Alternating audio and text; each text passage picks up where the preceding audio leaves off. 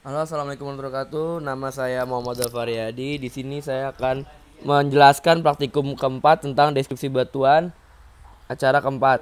Sebelum dimulai, saya akan memutar slide-nya terlebih dahulu. Di sini saya menjelaskan batu yang berwarna segar putih keabu-hitaman, lapuk putih keabu-hitaman, fenokrisnya 95%, massa dasar 5%, ukuran kristal veneritik, derajat kristalisasi holokristalin, kemasnya NWK granular, bentuk kristal euhedral, bentuk mineralnya paneodomorf, dan komposisi warna mineral reokratik. Ini adalah komposisinya, dan ini adalah uh, ngeplot dalam diagram level 6 karena saya memilih level 6 ini karena veneritik. Kalau level 7 biasanya bukan veneritik. Kuarsnya 53. Nah, di sini saya akan menjelaskan cara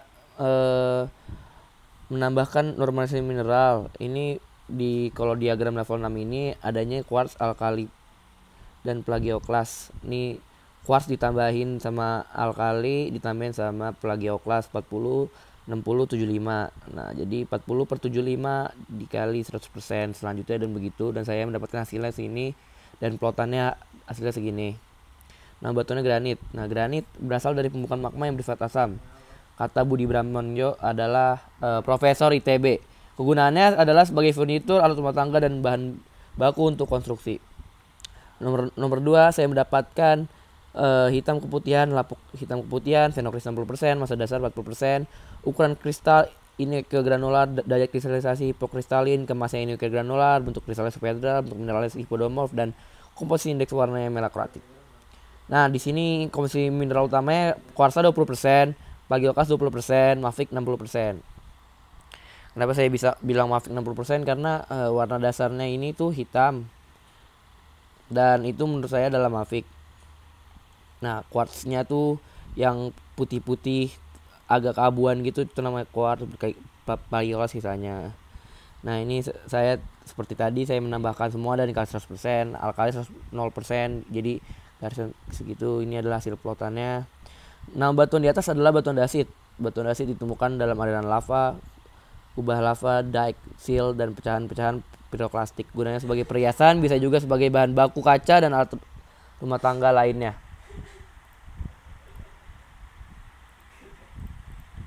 Oke, setelah itu saya akan menjelaskan batuan selanjutnya.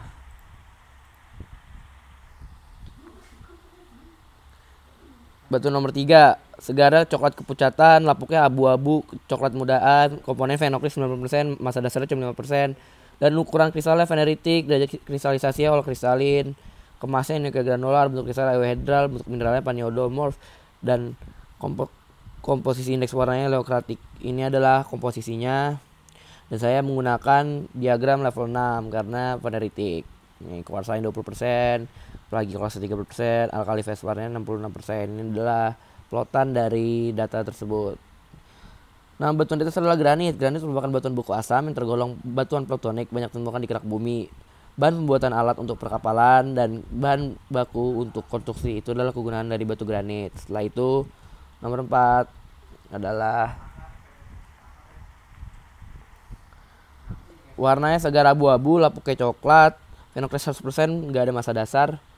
Ukuran kristalnya veneritik, dan kristalnya kristalin, kemasnya nuclear granular, bentuk kristalnya subhedral, bentuk mineralnya paneodomorf, komposisi indeks warnanya mesokratik. Ini saya temukan kuarts 30%, plagioklas 25%, dan mineral mafik atau ultramafiknya 45%. Ini adalah hasilnya dan ini adalah plotannya. Diorit itu batuan diorit, namanya hasil dari yang terjadi di kerak benua baik secara dike maupun seal, hasil intrusi. Gunanya sebagai perhiasan dan bahan baku membentuk lantai. Maksudnya membentuk lantai itu kayak buat lantai-lantai di rumah-rumah orang yang lantainya tuh kebanyakan tuh kayak keras gitu, dibuatnya sebagai bahan baku dari diorit. Nah, nomor 5 adalah warnanya segar hitam. Lapuknya tidak ada, saya karena tidak melihat warna lapuk di sini. Komponennya fenokris 20%, massa dasarnya 80%. Ukuran kristalnya ini ke granular atau proifritik. Derajat kristalnya hipokristalin, kemasnya ini ke granular, bentuk kristalnya subhedral, bentuk mineralnya hipodomorf, dan komposisi warna mineralnya melokratik. Komposisinya 10%, quartz, plagioclase 20%, dan amphibole atau hornblende 70%. Kenapa saya bilang quartz? Ini menurut saya yang abu-abu keputihan ini adalah quartz. Oke, ini adalah plotannya menggunakan level 7. Andesit, nama batuannya itu ditemukan di lelehan magma diorit dan bersifat intrusif. Kegunaannya, batuan ini dahulu kala sekarang banyak digunakan untuk alat perkakas rumah tangga maupun bangunan.